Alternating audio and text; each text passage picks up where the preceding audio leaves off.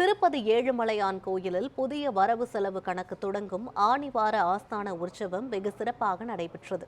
ஆணிவார ஆஸ்தானம் என்பது திருப்பதி ஏழுமலையான் கோயிலில் ஆனி மாத கடைசி நாளில் நடைபெறும் ஒரு முக்கிய உற்சவமாகும். இந்த நாளில் கோயிலின் வரவு செலவு கணக்குகள் சமர்ப்பிக்கப்பட்டு புதிய கணக்குகள் தொடங்கும் நிகழ்வு நடத்தப்படுகிறது. அதன்படி திருப்பதி ஏழுமலையான் கோயிலில் ஆணிவார ஆஸ்தான உற்சவம் இன்று வெகு சிறப்பாக நடைபெற்றது. முன்னதாக ஆணிவார ஆஸ்தானத்தை முன்னிட்டு திருப்பதி ஏழுமலையான் கோயிலில் சன்னதிகளை சுத்தப்படுத்தி நறுமண கலவையை தெளிக்கும் ஆழ்வார் திருமஞ்சனம் நேற்று நடைபெற்றது.